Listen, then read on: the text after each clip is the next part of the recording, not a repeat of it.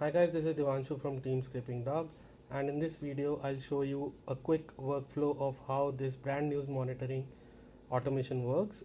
It uses Google News API and web scraping API, the general web scraping API from Scrapingdog, and it looks over the Google News daily to check if the news about your brand is positive or negative, and finally sends you an email.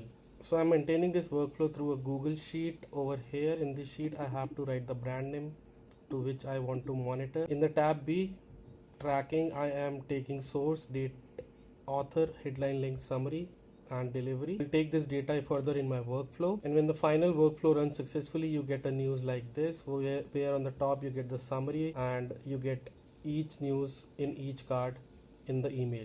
Let me briefly explain this workflow. The workflow starts with a trigger. You can trigger it on any time, and then we get the company name from Google Sheet.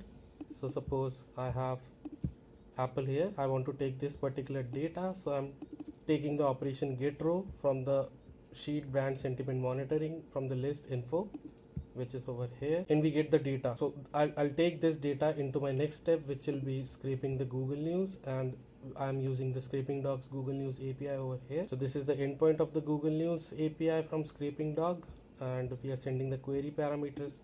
We are sending the Apple data, the company data over here in the query, and we are taking values from page 1. I'm applying all the other parameters and my API. And when I execute this step, I get Google News in an array. Then we split out all the news over here because the news we receive is in array. So we use this particular node and we split out the news results which are over here. And in the next node, which is basic LLM chain, we are basically asking our AI model to give us the output whether that particular news is important or not. So particularly in the user prompt, we are giving the title, the snippet, the URL of the news, and in the system prompt we are asking our model to read this news and tell us if it is an important news to be taken into brand monitoring or not. Further, in the filter model, we are filtering out all the news that are important. We are taking only the news that are important and not taking the news that is not important from the previous node. Then for each news we are looping on them and giving it to our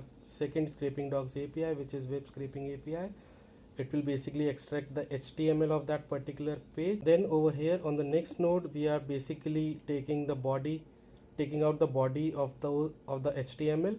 You can see the code used here. So in the next step, we are converting the body content into markdown format. The destination key is data, and in the next step we are cleaning the markdown received from our previous node. So we are telling in the system prompt that your main job is to return the clean markdown of the main content of the page and ignore the things that are not needed or important for this particular content. In the next node, which is again a basic LLM chain, we are extracting all the content into a structured format.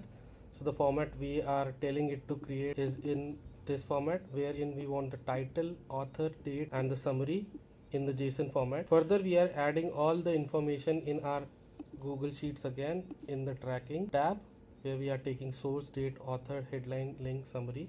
So you can see from our configuration that we are taking all this information over here and keeping the delivery to pending.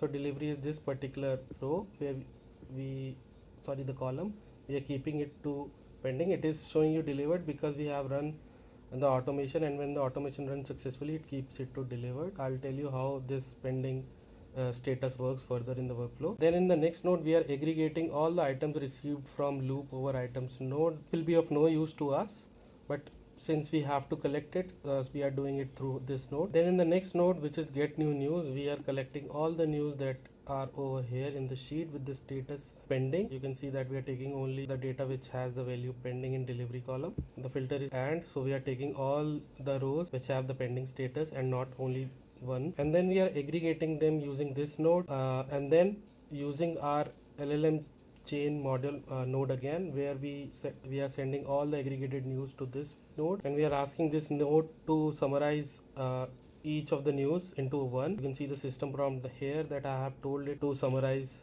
and come with a single new list with main points from each without the repetition. So this is the output it gives us. And in the next few nodes, we are basically generating the email content over here.